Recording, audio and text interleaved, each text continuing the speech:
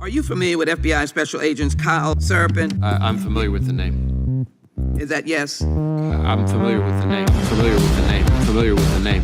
Let's bring in Kyle Seraphin. He's the FBI whistleblower who helped expose government censorship of our First Amendment rights. Now, we only have this memo because a recently suspended FBI agent called Kyle Seraphin brought it to the public. And we're grateful that he did. Kyle, thank you so much for joining us tonight. He's the host of something that strangely is called the Kyle Seraphin Show. Kyle Seraphin, I can't thank you enough for speaking out. I knew you guys were out there, and I knew it was just a matter of time, but you got a lot of guts putting your face and your name to this. You're doing a service on behalf of the American people, and from the bottom of my cracked and broken heart sometimes, thank you very much.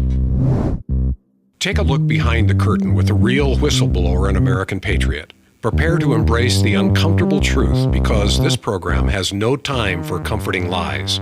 Here is civil liberties enthusiast, Second Amendment defender, and recovering FBI agent Kyle Seraphin.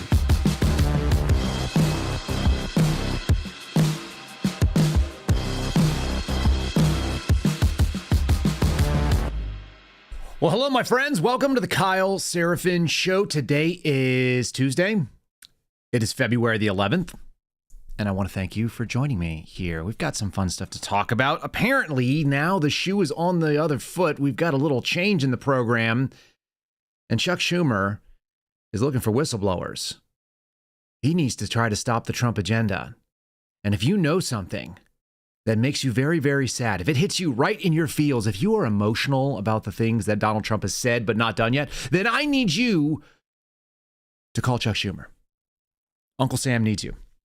Uncle Chuck needs you to report all malfeasance, wrongdoing, and made-up issues because they are going to engage in lawfare with the American people, like it or not. We're talking about doubling down on stupidity, and we're doing so days into the first month of the Donald Trump administration coming in 2.0. Very wild.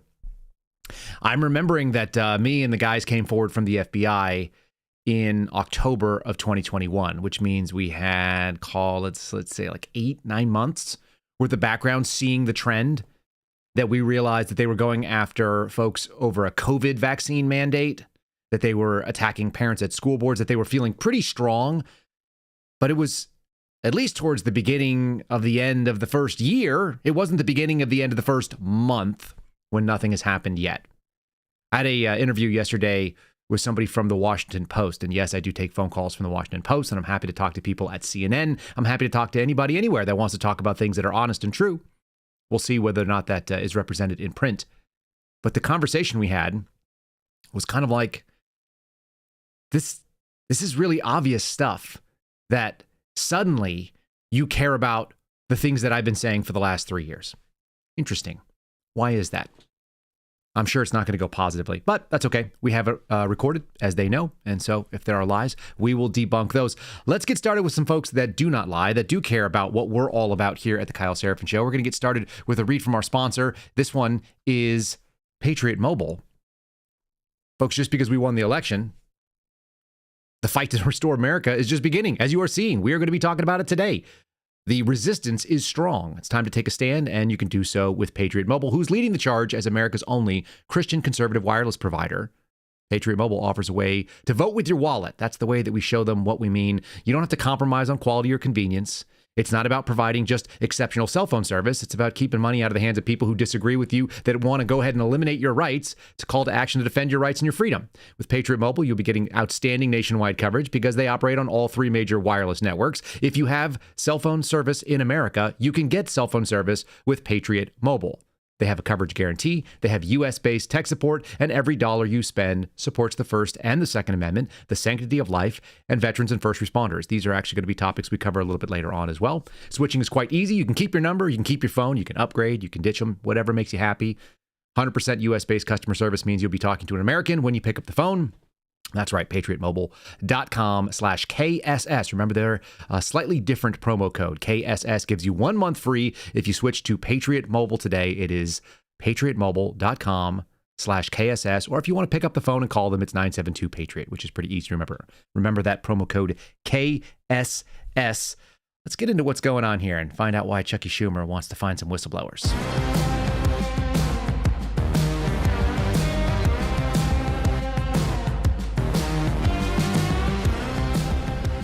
So we're going to lead off today with something that I think is funny. I like to think in terms of movies. I like to think in terms of quotations that have stuck in my brain over the years. Sometimes somebody will say something to me, and I've got this weird auditory reflex where I trigger a movie scene. Sometimes I can't even remember what the movie scene is. I just remember the line from the movie, and then I got to go back and work my way through it. And so I did that today because a story popped up that I couldn't help but laugh at. And this is coming from CBS. CBS has gotten, unhinged just a little bit. There's something funny about a self-own. When you read the headline, then you read the story, and you think, oh, well, yeah, of course that's the way they think. And this goes right in line with the idea that you're going to try to find whistleblowers 2.5 weeks in. So the headline goes as follows. Increasing numbers of Democrats want to have their party oppose Donald Trump. This is a CBS News YouGov poll. I'm going to say that one more time. More Democrats than previously would like to see their party oppose Donald Trump. Now, that makes perfect sense to all of us that are paying attention. But the absurdity of it is, you've already found that you're in the minority. So now you're going to double down on that position? Wouldn't you think that increasing numbers of Democrats want to find ways that they can work with the Trump administration to get what they want as well? Wouldn't that be the way that you'd go? That's like the American system. A little bit of compromise. You're going to have to give up some things. I had a discussion the other day with an NBC reporter, and the simple fact is that they've been playing this scattershot method of trying to get rid of Donald Trump's appointees for the cabinet positions, right? They threw everything they had at Pete Hegseth, as well as RFK Jr., as well as Tulsi Gabbard. You know, some of them got through because they weren't even paying attention. They were so excited about a handful of it. But when you have, let's call them threats to the Democrat agenda, when you have 6 threats, you're not going to stop all 6 threats because you're not that good. These people are not professional skeet shooters. They're basically going to get the attention span of their listeners, of their audience, of their base to focus in on 1, maybe 2. They've lost their mind about Kash Patel, right? They lost their mind about Matt Gaetz. This is that minesweeper theory that I showed you up, the kind of meme of showing this minesweeper, which has an arm that sits out in front and it just pushes through all of the opposition, and anything that's going to explode does. And you have a sacrificial arm while the rest of everything gets through in the armored vehicle where the personnel are. They just don't get it. So I'm showing you on the screen right now, but for the listening audience, and we're appreciative that you're listening, let me read to you what the congressional Democrats' approach to Donald Trump should be per Democrats. This is a poll from February 7th. Sorry, it's 5th to 7th. So it was last week at the end of the week. And the margin for error is plus or minus 4.5 percentage points. You're going to see why that doesn't matter because it is so aggressively skewed. In January, okay, before the inauguration, we'll have to assume, the number of people in the Democrat Party that wanted to oppose Donald Trump as much as possible was 46%. So almost half. Now it's 65%. So they've bumped up as much as 20 points, potentially as much as 25 points above where it was. They got another quarter of the people on their side. The number of people that want to find common ground with Donald Trump, which is the reasonable American position when you don't have the House, the Senate, or the White House, is 54% in January. It is now down to about a third. So 2 in 3 Democrats are recommending that their party double down on stupidity. The stupidity is that you're not the party in power, so your resistance is not going to win. That's the way our system is set up. The only thing they can do is throw a bunch of nonsense against the wall and hope it sticks in federal court. And I have some reasons why that shouldn't be the case. I want to show you another piece of this poll. Confidence that congressional Democrats can oppose Donald Trump effectively among Democrats. Here's what's funny about it. Okay, remember, they've increased the number of people now from 1 in 2 to 2 in 3 want to oppose Donald Trump. But the number of people that think that they're actually going to be able to be effective about that is only increased by 1%. This is insanity. That's what it looks like. The number of people that think that they will be somewhat effective at resisting Donald Trump has actually decreased from 44 to 36. And the number of people that think that they will have no effectiveness or not very much effectiveness has increased by 8%. So almost nobody, because it's well within the margin of error, if you have a 1 percentage point change with a 4.5% margin of error, that's basically no result at all. Basically, no one thinks that they're going to be effective at this. Quite a few people think they'll only be somewhat effective or not at all effective. But they've increased the number of people that want to do the resistance. This is not a logical approach. It's not an adult approach. We've said it before that the political left represents the American feminine, not females, by the way, right? The feminine, a feminine sort of ethos, the idea that there is caring, that there is compassion, that we should worry about others, that we should give of ourselves. These are not bad things, by the way. The folks that are liberals out there are not bad people because they have instincts that they want to do. They have a bad idea. They want to use the federal government to do that. They want to use the state government. They want the power of the executive to come down and enforce their morality on you. That's not great. But the place it comes from is not evil per se. It ends up in evil. We can agree on that, right?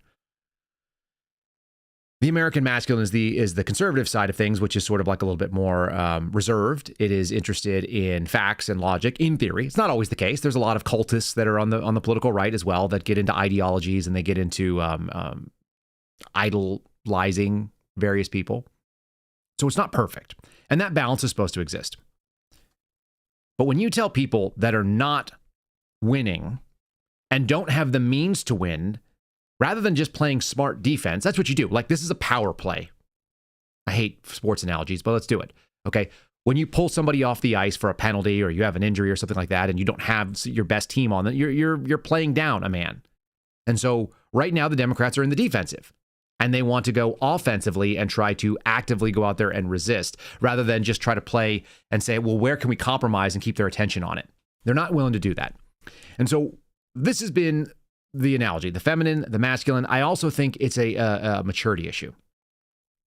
The position, which we continually find of people that are younger, is that they have that sort of bleeding heart situation. Why they feel that way is oftentimes because they lack experience. And then you get a little bit older. Maybe you have some kids. Maybe you start paying your taxes, right? The idea that as you age, if you are not a conservative, you don't have a brain. But if you are younger and you don't have sort of liberal sentiments, then you don't have a heart. And that's not a terrible instinct. I think we all kind of mature in that way. The one thing that I'll remember, and it's a lesson from my childhood, so I'll credit with my father. Mostly, I recall very vivid instances of when my father, as a grown man, would come to me when I was a high school student, when I was a young adult, but really, really poignantly when I was in my teenage years. When he was wrong, which wasn't all the time, wasn't even most of the time, but occasionally he would do something where he overreacted. We all do that, right? We overreact on our kids. And so the difference between being a mature adult and being kind of a pissed off teenager is that when you're wrong, you go and you admit it. You go and you tell somebody, I made a mistake. I didn't understand what was happening. And so now I have some novel information that has changed my mind. And so in true Seraphin Show format, I'm going to play you a clip of what goes on in my brain. It's a liberal comedian. His name's Seth Rogen. He's in a movie that's called 40-Year-Old Virgin, which is a great movie with Steve Carell. And it's a kind of a funny little aspect of someone who didn't grow up.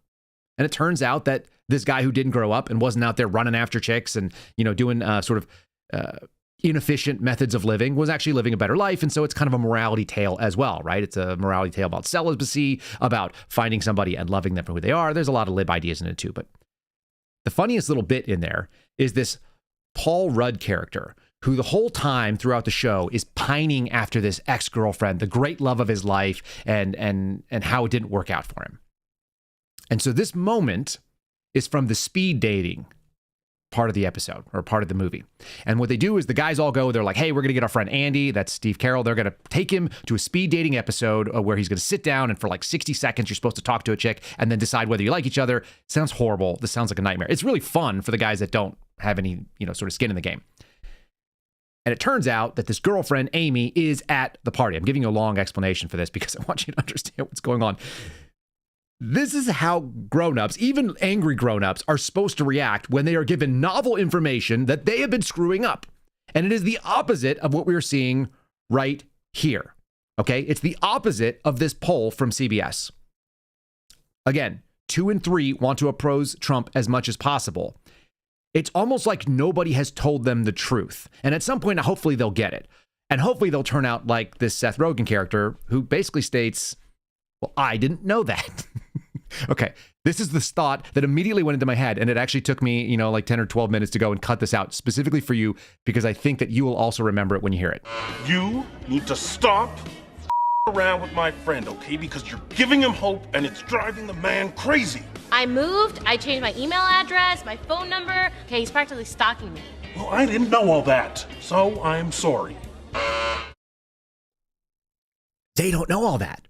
At some point in time, in the next couple of weeks, are people on the political left going to wake up and go like, I did not know that. I didn't realize that what we're doing is illogical and totally makes no sense. I hope so. I really do, because actually it would be better off for the country if we didn't have this resistance posture nonstop trying to push things forward for an agenda that cannot win. They don't have the mechanism behind it. It doesn't seem accurate. I just watched that the FBI Agents Association, and I meant to cover this yesterday when I was talking to Garrett O'Boyle. If you missed yesterday's show, please check it out. Garrett O'Boyle, FBI whistleblower, one of the guys that sat in front of Congress in May of 2023. And Garrett's a great person, and he's on the AMRAD podcast. You can actually catch him after the show if you want. We'll be jumping over to it on Rumble.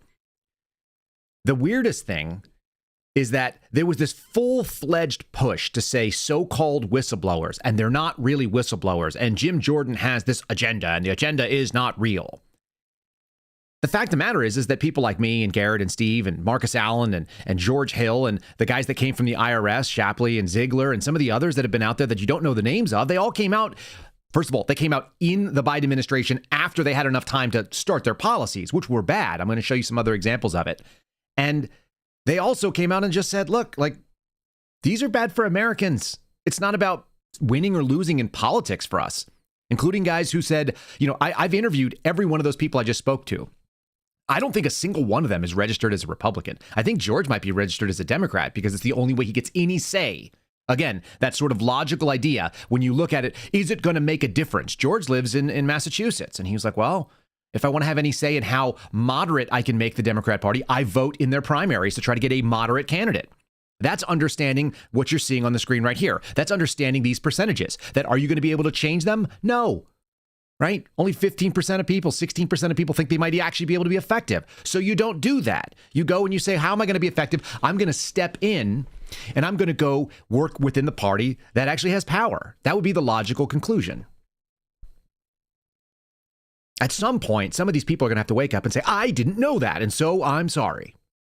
You hope. That would be the smart way to do it. That's not what's happening right now. They're getting this kind of information. They're getting the Paul Rudd information from 40-Year-Old Virgin, that this relationship was so loving and great, that the federal government is the best thing that's out there, and if you don't agree with the federal government existing in all the bloat and waste and the insanity that has been building up for the last, 50 to 100 years, this is long predating anybody that is on television right now. Caitlin Collins is mouthing the talking points in the same moment when we are seeing that the United States government, through USAID and some other, cutouts, has been throwing money into the mainstream media to get their preferred talking points back. It is the self-licking ice cream cone. That's an analogy because it works so well. The self-licking ice cream cone simply feeds itself. It doesn't require a child. Nobody has to buy it. It has a tongue and it has its own ice cream. And so it just sits there and goes round and round. It's a nice way of saying a circle jerk. It's people that don't actually look outside and try to go find something productive. They just sit and navel gaze. And so you have the mainstream media, which has been navel gazing and sucking up to the government. And the government has been sucking up to the media. So the two of them can basically, they thought they were going up and they are basically going downward in credibility. There is a low trust in the federal government. There's a low trust in media institutions. They did it to themselves and they can't get out of their own way. I don't hate it. I just wonder when they're going to mature to the point that they have a grown-up discussion where they go and they go, hey, listen, we were wrong. The things we said were inaccurate and we're going to do better. I've seen a little bit of outreach from folks on the left, and I refer to them as that, and they don't like it. They don't like being told that they are reporters on the left. And yet every single thing that they do and every single slant or angle that they take and every bias that they expose is leftist. So just own it. I always tell them straight out, look, I'm a conservative guy, but I'm not a Republican. That actually means something to me. That means that I don't have to feel loyalty to a party. When the Republican Party does something I don't like, I call it out. When they have someone who's ancient and shouldn't be in office like Chuck Grassley, or let's say Mitch McConnell, who seems like a human vegetable, he's getting wheeled around like Dianne Feinstein. They all want to die in office. I find that atrocious. It's disgusting. We called it the geriocracy, but in reality, it's called gerontocracy. There is a name for that. Rule by the oldest, and it's the weakest form of anything. It only exists in a first world. It is not sustainable ever in human history because there's no boldness at a certain age. And that doesn't mean I dislike you if you're older than me. It means that you have wisdom, you have experience, but you likely cannot take the same risk that someone my age or younger. I was at Costco yesterday. This has nothing to do with anything except you'll see why. I was at Costco. And I gave my daughter a box of lights because they were on sale and we were going to take them and maybe we'll decorate our backyard with it. It doesn't really matter why. I gave it to an 18-month-old and a box that was like bigger than her. And she was really excited to hold on to it because she's 18 months old and small things like that get her going. But it was totally unsustainable. I couldn't like leave this heavy box sitting on this child who's like trying to look over the edge of it and couldn't see. So I decided to take it and put it under the cart. You guys know the little shelf under the cart. I took it from the sitting position where you put your kid under the cart. And I tried to do that like a dummy while I was still moving. You ever do that? And because the cart was a Costco cart that somebody else has used before, it turned and it hit the display of granola bars, whatever the hell it was. And it stopped the cart abruptly. And my head snapped back because my face ran into the box ran into the kid's legs stopped on the metal. And so basically my face hit with the force of the cart that stopped at a 45-degree angle. It felt terrible. My neck still hurts from that. So I don't have the ability to take on as many risks as I did when I was younger than 40 or younger than 30. And there's a reason why the people who founded this country, because we're going to get there too, they were mostly younger, that the average age of the Constitutional Convention was quite younger and like shockingly younger, a third of the age of what we find in our Congress and our Senate right now. I'll call out parties left and right. I don't care who they are. I find it gross. Let me play you this Caitlin Collins clip. I don't know why I've been setting this up so much. They're just calling it a constitutional crisis, but they have no reverence for the document the way that some of us might.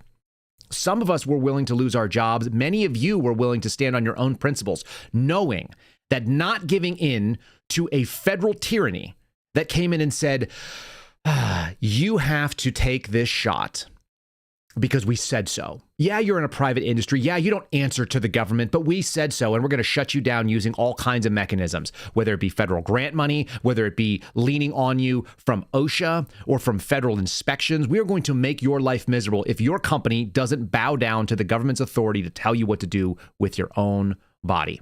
And a lot of you said no because you're contrarians. The joke is once you diagnose somebody as a contrarian, they might even tell you, like I'll tell you, I'm a pretty contrarian kind of guy. Most of my family members are. If somebody were to come to you and say, hey, I'm a contrarian, and then you agree with them, you're like, yeah, you definitely are. They'd be like, no, I'm not. That's a real contrarian. They'll disagree with you. My brother Casey is like that. You're not supposed to just bow to the federal government if you are not a servant or a slave. If you are a citizen, you get to have a vote, and you also get to have a thought. And if you're willing to put things on the line for the Constitution, which is to say that you believe the Bill of Rights actually means something, it's not just words. If you think that the articles that lay out what our government does and doesn't have the authority to do are actually important, then you might actually, take some risks for it. You might engage in some behavior that is punished and has to be adjudicated later on. I think that's a lot of you. That sensibility is very American, that we think we should make our own way, that they shouldn't be telling us what to do. Here's Caitlin Collins, again, CNN, who has decided after the period between the election and the inauguration, they were kind of moderating and it was getting kind of better. In fact, at the end of the campaign season, it was actually getting more and more interesting because they were getting a middle ground. Maybe they were appealing to certain voters. They've decided to go hard, tack to the left and just say stupid things again. So here she is talking about a constitutional crisis on how the executive might run the executive. I just don't understand it, but let them keep doing this all day long. It's a loss. We are 3 weeks into the second Trump presidency, 3 weeks, and tonight there are warnings that the U.S. is dangerously close to a constitutional crisis. Now, the first shoe on this dropped when a federal judge today said the White House is defying his order to unfreeze billions of dollars in federal aid. marking the first time that we've had a judge expressly accuse the Trump administration of ignoring a court ruling. And in a separate case today, federal employees here in Washington told a judge that the administration was defying another order by not reinstating workers who had been put on leave. Now, this all has prominent Democrats and many of the nation's top constitutional scholars declaring that the U.S. is on the brink of a reckoning. The Trump Justice Department says the president should have the authority to decide how to run the government and that these judges are overreaching. And some of the president's allies say the judges should not be judging any of the moves to shrink the federal government. Is that crazy at all?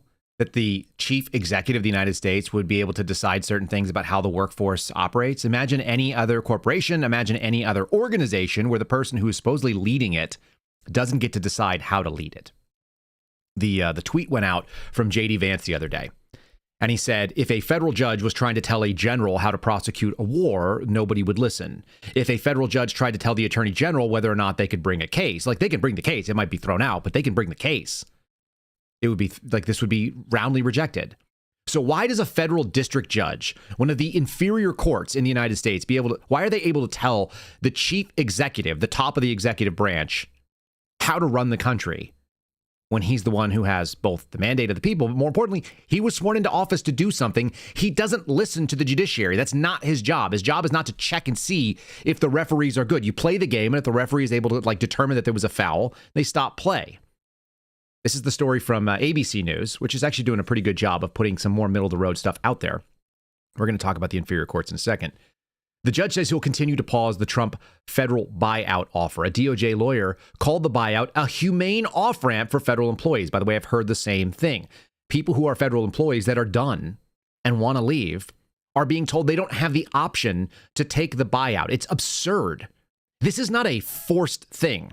What they're trying to act like is that somehow people are being forced into the decision because Donald Trump has said that they might reduce in force, which, by the way, has happened under both Republicans and Democrats. They might want to reduce the forces that work under the federal government within the purview of the chief executive.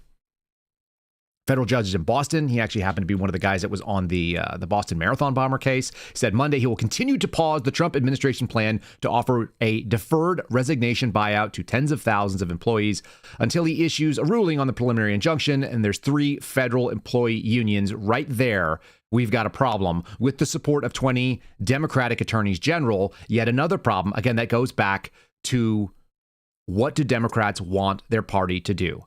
Fight as much as they can.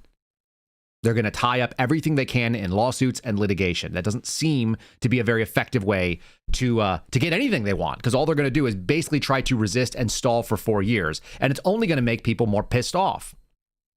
Their better choice would be to enable certain behaviors that they think are not going to be successful and farm that outrage. It's actually very effective. If they were to farm the outrage of a failed Donald Trump policy, let him do what he's going to do, and then go out there and call out all the mistakes within it, that would be fine.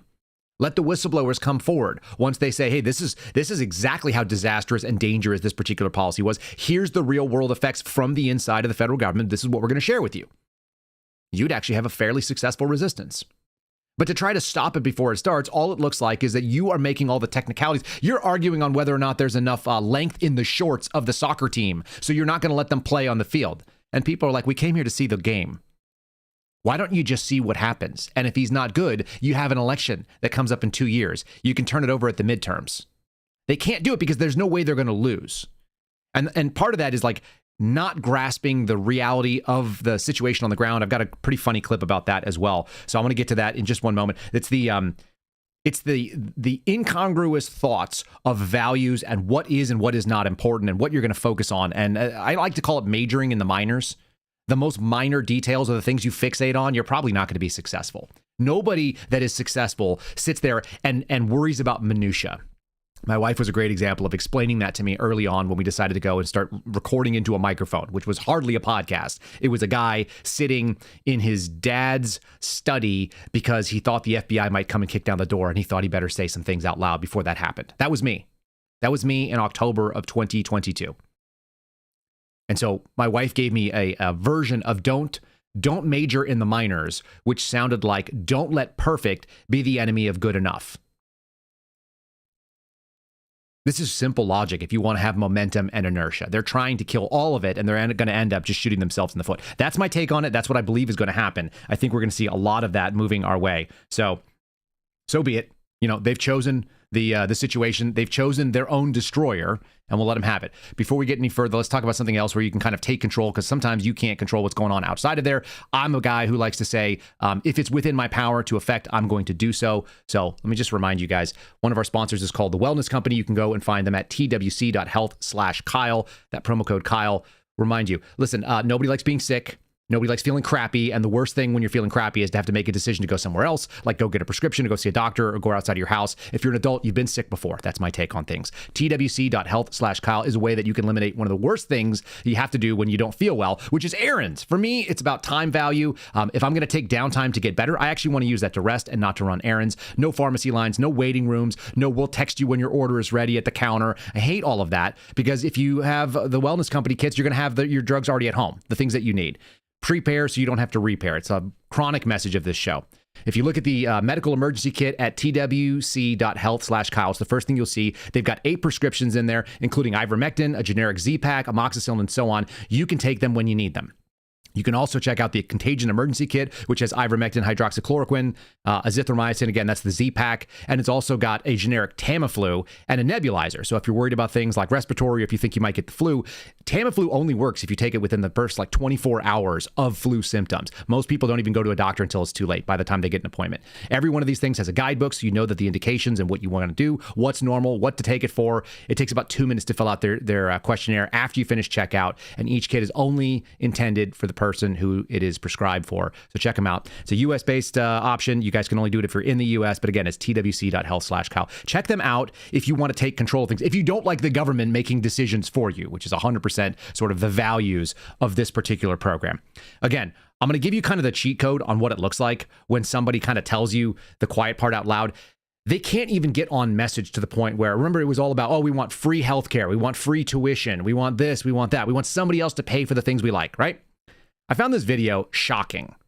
Mostly I found it shocking because these women have locked into majoring in the minors. If you're going to say abortion is the number one thing that's out there in the world that's important to you, and you're going to double down on telling me that children can make their own gender decisions when they're a year and a half old, then I don't want to hear you crying about a 19, 20, 21-year-old who started multiple businesses and happens to work for Elon Musk and comes in and tells you that your government is inefficient. I don't want to hear it. You've already ceded that credibility because of statements like this. Watch this little crazy clip of, crazy leftists. It's not uncommon right now. We just keep seeing them pop up. Do you guys prefer free college or free abortions? Abortion. Free abortions? Yeah. In what age do you think most trans kids determine that they're trans? Violet told us when she was 1.5. She's been telling us since she could speak. I hear a lot of, we're not going back. What are we not going back to? The kitchen. What is your biggest fear in 2025? People not understanding the difference between lies and truth. What is a woman? Does it really matter? So could I be a woman if I wanted to be? Yes.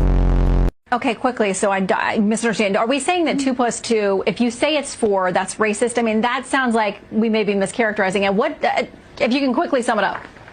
No, that's not mischaracterizing it at all. Math is basically racist under this ideology because it says there is no such thing as an objective reality. So 4 might not be the right number. 2 + 2 might actually equal 5. This idea that your mentality, that there's a subjective sense of reality, it doesn't jibe with any regular people. They can't actually operate that way. You can't operate in some sort of Schrodinger's cat moment where things could be 2 different things that are not true. Only one can be. You can't operate in that sphere. I don't know why it says mentality, but I love it. It is a mentality, and it's a failed mentality. I've got another little clip where they're doing judgments on people. There's a reason why most people don't actually believe what this poor lady said. Imagine going out into the world and pushing that there is a certain look of a certain type of person. It sounds kind of bigoted, doesn't it? To state that you can actually look at somebody and decide how they might vote. You can decide whether or not that they all fit a certain aesthetic. Now, all of you just pictured somebody with a nose ring and tattoos and like goofy colored hair, purple, green, pink, whatever. Kind of like a female with like a shaved side of her head, maybe, right? Unmarriageable, just a sad creature. Looks like a warning sign to those around them. Imagine thinking that women that dress like women, wear a dress, do normal women things, you know, raise kids, have compassion for babies, that kind of thing. Imagine thinking that that was going to be a dig against them. That femininity, which has been feminine for at least the last 2,000 years in Western culture, is the real problem. This is a take. This is how you find yourself in that silo where you're doing two things at once. You think everything you should do should throw your resistance at Donald Trump, but you also realize that, like, most people think it's not going to work. That's kind of like the Einstein definition of insanity, isn't it? You keep doing the same thing over and you expect a different result. They're actually telling you that they don't expect the result to actually work. Here's a lady kind of saying the same thing. The reason that so many MAGA women have a very specific look to them aesthetically, and the reason that you'll hear people say that Republicans, conservatives are not funny, not creative, bad at art. The reasons for those things are the same. And that is because the entire basis of modern day Christo-fascist conservatism, at least in America, is all about homogeneity, singularity. There's one correct vision that we all ascribe to, and everyone else is going to end up in hell, probably. Creativity, innovation, and artistry have always thrived on the fringes of society and in times of persecution. And before anyone comes in here saying, well, I've seen lots of photos of Jesus in museums. I think they were paintings, actually. What do you have to say about that? That was from a time when Christians were actually being persecuted. What do you mean by actually being persecuted, do you think? By the way, do you like that her voice was like a Southern, like Southern people are just inherently and instinctively stupid? That was her take. That's funny. I love Southern people. I love Southern accents. It makes me happy. I especially like it because they say things slower than I do, which is useful in my life. Let me show you what a win looks like. You guys want to see what a win looks like? It's the opposite of that poor lady. I found this and I showed it to my wife and I'm like, oh, you trapped me in this. My wife doesn't spend money on shoes. She doesn't spend money on jewelry. In fact, when she picked out her own engagement ring, it was $22. I spent slightly more than that. But she actually picked out her own engagement ring. It was a $22 sterling silver little thing we found on Etsy. That's what she wanted. The cost is going to be what this guy has discovered. By the way, most regular men for most of history, for like all of Western history, it has been about this. How do you take personal responsibility? It's the reason why a lot of the sponsors we have are the sponsors we have. It doesn't matter whether it's a Faraday cage and you want to own your own information. It doesn't matter whether it's a company that sells you medicine so you can actually keep it in your house and not have to go ask permission from a government agent or somebody who has a licensure from the government to be able to give it to you. It's about self-reliance. Makes perfect sense to me. Anyway, this is apparently a con job.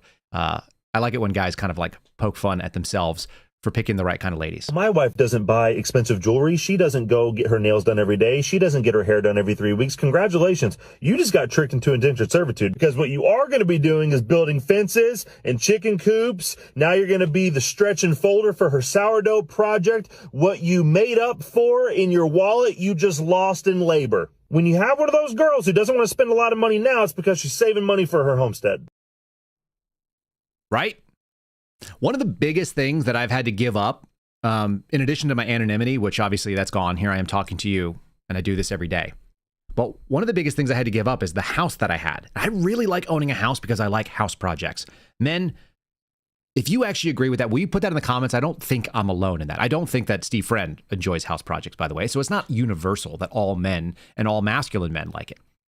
But man, you tell me that it's like, we're going to build some fences. I'm like, oh yeah. Let's build some freaking fences, man. Are we going to go pick up I need a pallet of concrete.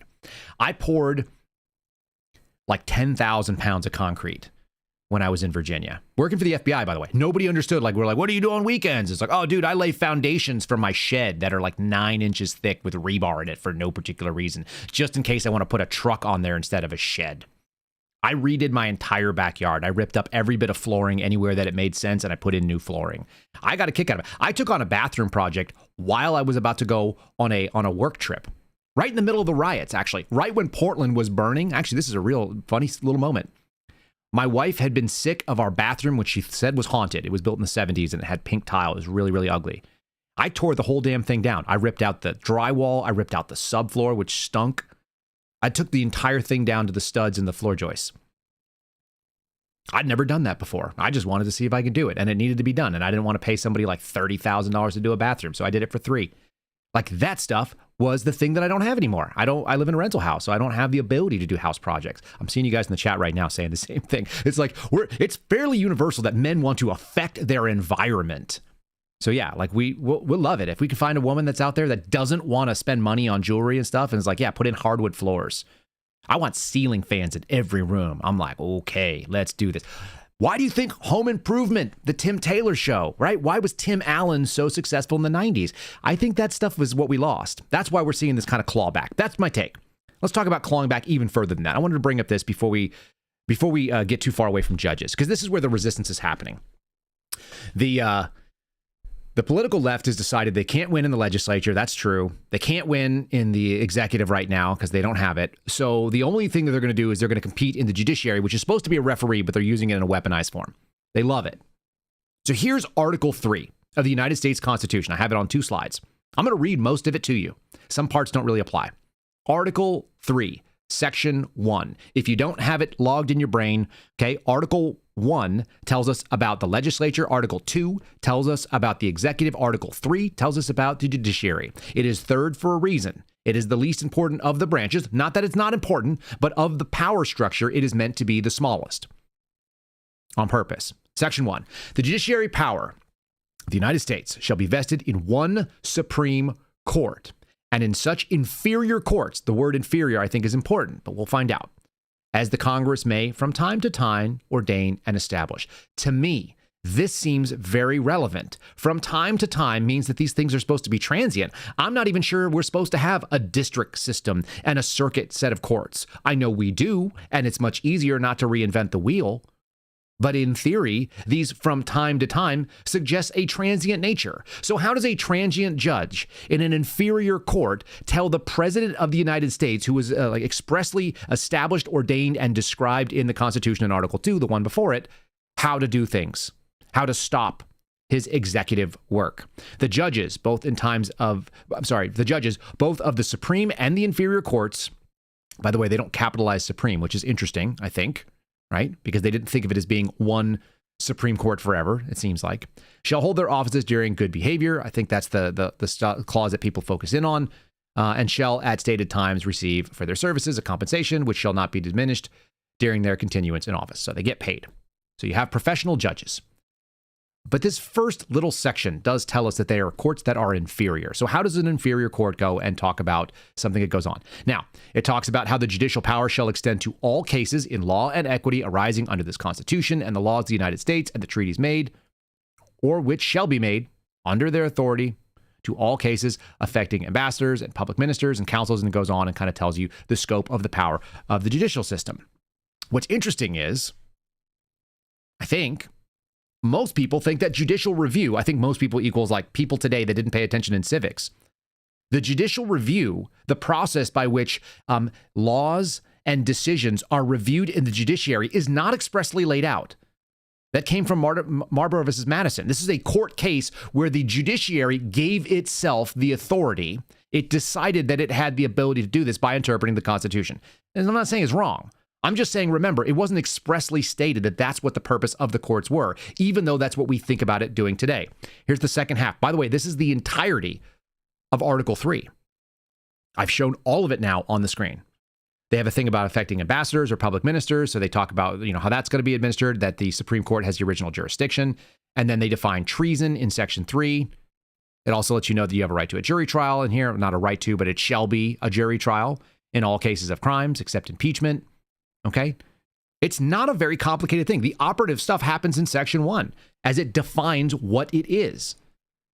There's almost no argument that I can understand, other than it's been happening for a long time. There's almost no argument to a sensible, regular person who looks at words on a page and says, I don't need all of the legal scholars' nonsensical tradition. What I can look at and see is that there's a district judge that you've created, an inferior court who from time to time may be established by Congress, and there is no way that that person's decisions should affect the entirety of the country. Which is why you hear these people saying that Donald Trump running over the top of it is such an outrageous thing. It's a constitutional crisis. Really? What part of the Constitution? Caitlin Collins, I've looked. I didn't see it. It's not there. Let me show you something else. They're crying right now about FBI agents. Let me make the argument that is being made, which is that when parts of the executive are in open rebellion, removing them is the right answer if you're the president. And some people need to be removed because we've been hearing about what they're doing. I'm going to give you Tom Homan first. He's talking about the issue we talked about yesterday, leaks coming from within the FBI that are subverting the mission of the Department of Homeland Security, which, by the way, I'm not crazy about having a Homeland Security department. I don't need it. But ICE is a real thing, and it should be, and so should Border Patrol, because if you're going to have a country, you got to have borders.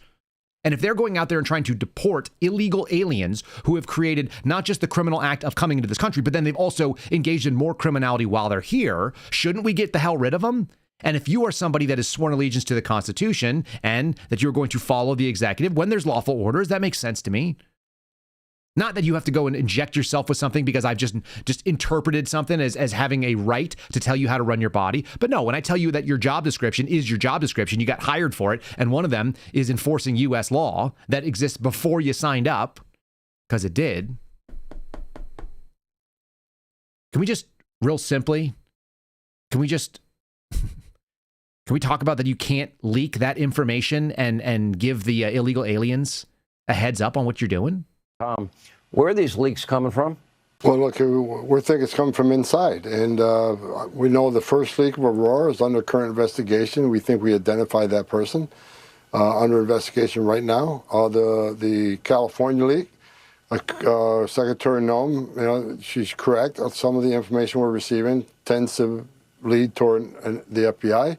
But I talked to the Deputy Attorney General all this weekend. They've opened up a criminal investigation. And they have promised that not only this person lose their job and lose their pension, they're going to go to jail. They're going to criminally prosecute. So we're all over it. We got the DHS IG investigating the first one. Have a pretty good idea what happened. Can't share a lot because it's under investigation, but the IG's opened up a criminal investigation on the second one. We're sending a strong message.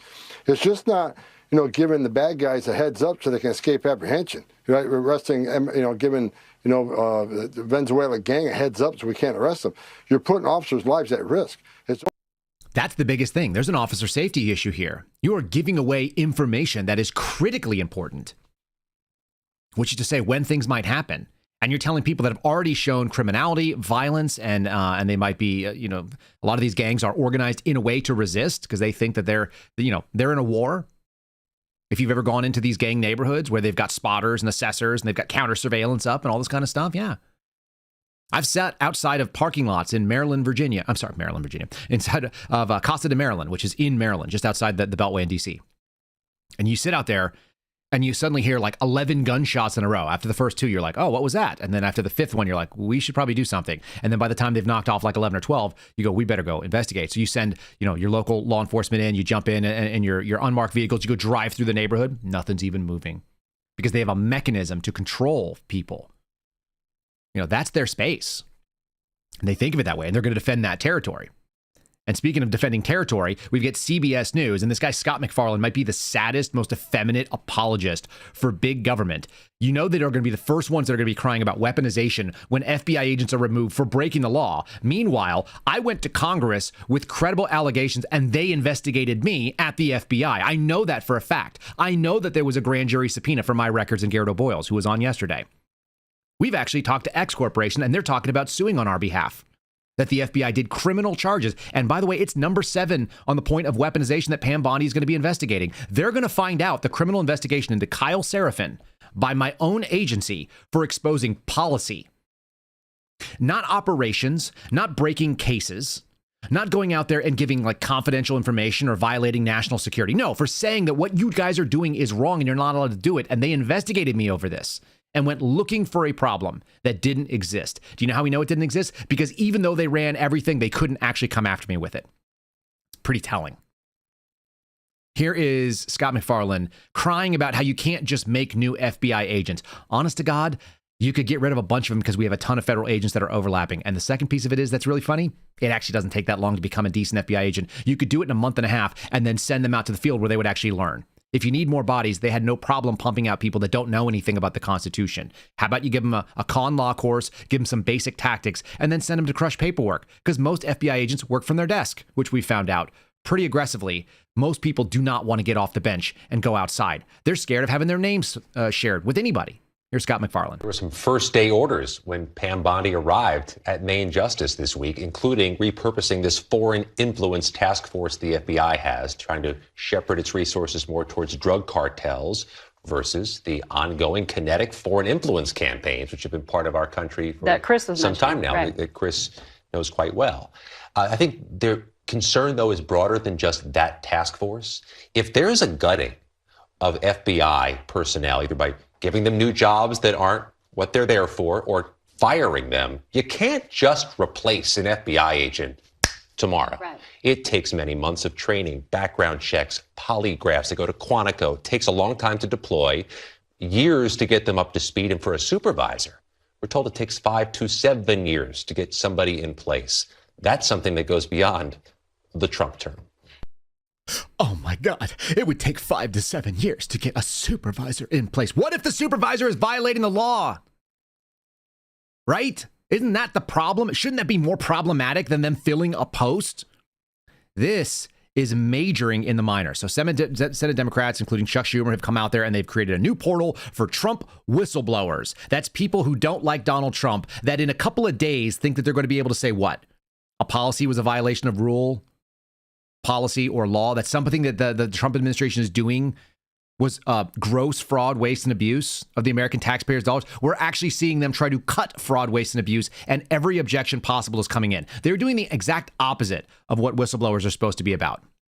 It's actually hysterical. They created this little portal, so I'll show you what that looks like. I put a little picture of Chuck Schumer pointing his finger down at you. It says, Senate Democrats. Oh, nothing like going to a partisan organization. If you'll notice, one of the funny things about real whistleblowers is they bring it to their own representative, no matter who it is. I would have brought it to anybody. It just turned out that my representative in New Mexico, for once, not anymore in that district, by the way, but my district representative was a Republican. The point of it is that the FBI was doing things that it was not allowed to do. It was hearing the attorney general state something under oath and then doing the opposite of it like 5 days later with evidence. That seems problematic. Do you need an attorney general who lies? By the way, if the attorney general right now, if Pam Bondi comes in and says, I'm not doing this under oath, and then we have evidence that she did, that should be problematic to you. And there's a real possibility of seeing people on the conservative side go up against her on things like guns, red flag laws, etc. Because the Constitution matters, not because your team matters. And to paint people that are honestly going forward, there may be violations out there, but these people are not prioritizing it. Meanwhile, you've got the holdovers from the Biden administration or the former members of the Biden administration getting really, really upset that there's some renaming going on. Remember, communists and Marxists, they always want to come in and change the names. Why? So they can be unburdened by what has been. There's a reason why that phrase was so telling when we heard Kamala Harris say it. They wanted to change all of the norms, and they need to be able to change it so that you can see something that doesn't exist anymore. They wanted to fundamentally redefine the way things worked. It's why we had DEI stuff. It's why we had Army recruiting measures that showed you a couple of lesbian parents created a young female warrior that had nothing to do with war fighting or capabilities. It was all about whether or not she came from a diverse background. This is something that's being cried about right now. It's a telegraphic message from the Federal Aviation Administration in Washington, D.C. It's an unclassified security classification, and it says, effective 2/10/25. That's yesterday. Effective immediately, the term notice. Okay, so the term is notice to air missions. That's the term that the Biden administration changed, also known as NOTAM.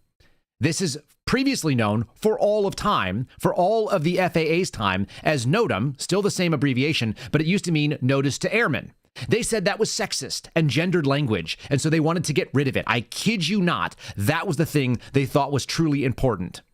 So they spent time on this, and now you've got guys like Pete Buttigieg, who's been kicked out and probably has very little political future because of what he did and what he didn't do, which was he was a chest feeder that was ineffective over at Department of Transportation. Now you've got Sean Duffy in there. Great. Pete Buttigieg goes out on Twitter, because that's basically where he's got. He can air his grievances by saying, after promising to focusing on safety, they got right down to work on gender terminology. No, what they're doing is correcting the wrongs. And meanwhile, what I have above you is the United States Government Accountability Office testimony before the Subcommittee on Aviation Safety, Operations, and Innovation, which was underneath the Commerce Department, part of the Senate's hearing system. There's an urgent FAA action needed to modernize the aging systems. If you look at the date on that, it's December 12th of 2024. So after 4 years of them being in office, they issued a notice. And the Government Accountability Office said, by the way, guys who came into government, you haven't done anything to make things better. We have this aging system that it needs to be modernized. And instead, they were changing the names from notice to airmen to notice to on-air missions, because that's what they did. And there was a lot of that going on. One of them is the naming of military bases. Don't worry about lethality. Don't worry about getting things capable. How about you worry about whether or not we have the name of some Confederate-era general, which most people have no idea about why Fort Bragg was named or Benning was named. It doesn't matter to them. They don't know. It's just what it's called. It's the place that I go to work. That's the All-American Gate that you're seeing on the screen. Many of you have probably driven through that gate. I have driven through that gate. Pete Hegseth the other day signed an order to restore Fort Bragg as the name, because that's the name of the base for all of time for anybody who's ever gone through there. How many soldiers and airmen who went to Fort, they used to be called Pope, No Hope Pope. I was there. Now it's I think it's Pope Army Airfield. That's fine. How many people went through the United States Army training, went through different units there that were stationed there that operated out of Fort Bragg? So we know what Fort Bragg is. It's a place on the map in our minds. Nobody knows what Fort Liberty is. I don't know if that's in Texas or if it's in North Carolina. I know where the hell Fort Bragg is, just like you know where Fort Benning is. So here he is. He's correcting wrongs, and they're acting like this is about gender or whether it's about racism. No, it's about undoing the damage you guys did, and they're doing it in the first couple days, which is what you normally want to go do. Stop the bleeding. There it is. Pursuant to the authority of the Secretary of Defense, Title 10, United States Code, Section 113, I direct the Army to change the name of Fort Liberty, North Carolina, to Fort Bragg, North Carolina. That's right. Bragg is back. Some of us never even acknowledged that it was called something else because it's absurd. And here's another little thing that's been going on. They've been trying to focus on the thing that Pete Hegseth said he would get in and do, which is increase lethality for our armed forces. That's the only purpose they exist. The minute you're going to have problem is when your agency stops remembering what the mission set is of the agency. That's how you get all of these distractions. That's how you get things like taking your eyes off the ball and you get the self-licking isochrome that starts going into a death spiral. So here's what the Army is doing for recruiting. This is what I remember the Army being. This is what I grew up seeing the Army doing. The Navy wanted to show you, boats, submarines, Navy SEALs, fighter jets, destroying stuff at sea. The Army was like, how do we dominate the land? We got tanks, we've got helicopters, we drop in dudes who look badass, carrying a bunch of cool equipment, doing dangerous things to bad people in places that Americans don't have to go. That's the whole point. This is a new Army recruiting video. I'm just going to show it to you on the screen. I turned the volume down. So look at this. He's looking out of a helicopter. He's kitted up. He's fast roping down, right? Isn't this the kind of stuff that you thought that you want to see? Is everybody in the Army doing this? No. Do you want to see attack helicopters and explosions? I do. You're trying to get 18, 19, 20-year-old guys who have a sense of violence and danger to go forward and do some of the most dangerous things that America has. You want to put people out there? You tell them, we go out there and hurt bad people. You want to hurt bad people and not go to jail? Wasn't that the old joke? It's like, hey, man, you want to shoot machine guns and shoot bad people? You want to get rid of evil and not go to jail? That was the old pitch. Give people an opportunity to feel like they're aspiring to something. And so Hegseth's doing that. In the meantime, remember, the previous version was two gay parents got together. When two lesbians love each other enough, they can create a young warfighter who will go on to be a very serious administrative sergeant. Yeah. Nobody needs that. Nobody's signing up for that unless they're looking for a government jobs program, which is the opposite of the mission that we're looking for here. It's just not how it's supposed to go. Let me do a couple other little quick things here because I think it's kind of funny. There's this new outrage right now in New York City, fearing that Mayor Eric Adams is going to compromise with the Trump administration in exchange for a pardon because he was indicted by the DOJ after, sort of going against the Biden administration. Stepped up and said, hey, by the way, you're bankrupting our city and we cannot handle this any further. We're paying $60 million, whatever it is, a day in luxury housing for a bunch of people that are not citizens of the U.S. And now they're terrified. They're like, oh, my God, Mayor Adams might compromise because he's a shrewd politician. What did he say? He's the best manager. He's a smart manager. He's not a dumb manager. I'll tell you that much. He's not a dummy. And he's decided that he's going to work with the Trump administration. This is the way that it works. This is how you do it. This is not saying we want to double down on resistance, even though we think there's a only 15% chance it's going to work. What you say is, let's admit where we're strong and where we're weak. Let's move forward and try to get like what we can out of this situation. Let's try to be successful. Let's try to work within the confines of reality as it stands. Or you could try to recruit whistleblowers. We got some actual cutting edge footage for the people that are reporting the real whistleblowers to Chuck Schumer's committee. So I'm going to play you a little bit of this. This is actually kind of upsetting to learn how much access these leftist sycophants have that are trying to undermine Donald Trump's agenda. My best friend's sister's boyfriend's brother's girlfriend heard from this guy who knows this kid is going with the girl who saw Ferris pass out at 31 Flavors last night. I guess it's pretty serious. I mean, it's pretty serious. What we're talking about is that the Vindman brothers are basically going to be back on the menu, right? Over at 31 Flavors. That's the Baskin-Robbins thing. Some of you guys are a little bit too young for that. For those of you who know, you know. One more time. This is how close the connection is. This is person with real access to serious information. Going to Chuck Schumer. My best friend's sister's boyfriend's brother's girlfriend heard from this guy who knows this kid is going with the girl who saw Ferris pass out at 31 Flavors last night. It's pretty serious. So once you know that, okay? Again, hopefully the answer is that they're going to go back and say, I didn't know that. And so I'm sorry, I'm going to fix myself. That's probably not going to happen in the near term, especially because there's an ecosystem that was previously pumped up by government money that is encouraging this nonsense. So we're going to have to settle in for a bunch of wild, weird stuff. Anybody I talk to, I say the next 6 months to 18 months are going to be very strange in this country. It's going to be people who do not accept reality. And most people, I think the average person, especially even when I talk to people on the hard left, if you have a conversation with them face to face, they'll admit that 2005 wasn't a terrible time to live in America. 1998 wasn't a crazy time to be alive. So fine. Most people were protected. Most people had the things that they needed. Like, it was actually kind of better. Housing was more affordable. You could buy a pickup truck for like $14,000, brand new, right off the lot. Now it's like $80,000. The hell are we doing? All right.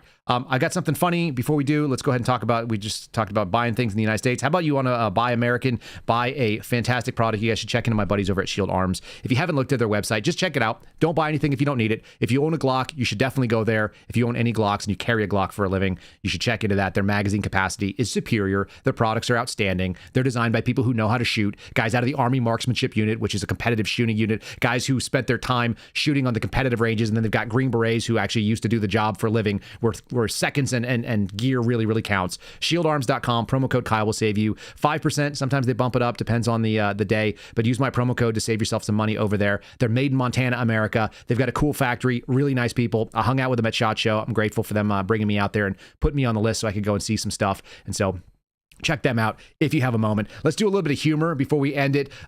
Things under the Biden administration were actually getting pretty bad, to the point where the folks that we thought were actually breaking into this country might have actually had some different agendas. These border encounters, maybe the numbers are fudged. It's possible that the numbers were not correct, that we actually thought they were breaking into America. What if some of them were just trying to leave because of all the reasons that you guys are upset and voted in Donald Trump? As for illegally crossing into the United States.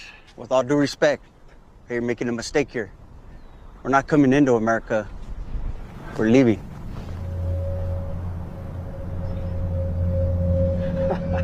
Leaving. Sure, pal. On the ground. We're not kidding, man. We're gonna bounce. Bounce? Why would you bounce from America? Name one bad thing. One? I mean, we got lists. Polarized politics, inflation, not to mention the menu at Taco Bell changing again. Taco Bell? Real Mexicans like that stuff? We love that shit, man. But it's not even meat, is it? You don't think we know that? I mean, do white people like McDonald's? Yeah, we like McDonald's. Is that real meat? And you know what else? They canceled Blackish. No. Dial that back. Blackish wasn't canceled. They chose to end that show. And there's a lot of great TV out there right now. I mean, you have Netflix and Disney Plus, Hulu. We all love Hulu. But other than that, man, there's too many options. You know, I hate when they change the icons and they try to trick you like, oh, it's a different show. It's the same fucking show, man. You know, it just gives me analysis paralysis. Is that Spanish? I want to go back to the motherland. We have 5 channels there. But they're all the same. You have old guys in hats like that, surrounded by hot bitches, and then a clown shows up. And you know what? That's the news. Do you see what's happening here? Mexicans, Americans, talking about streaming services. But you know where we're doing that? America. That's what George Washington was talking about. Well, you know what we talk about in Mexico? How to get the fuck out of Mexico. And Twitter. Pinche tuires. It's a sticky wicket for sure. You know, I was the only coyote with a blue check mark for years, man. Now, anybody can get one for $8 a month. So you all want to leave, huh? All of you. Even that guy? Yeah, dude, I'm over it. All right?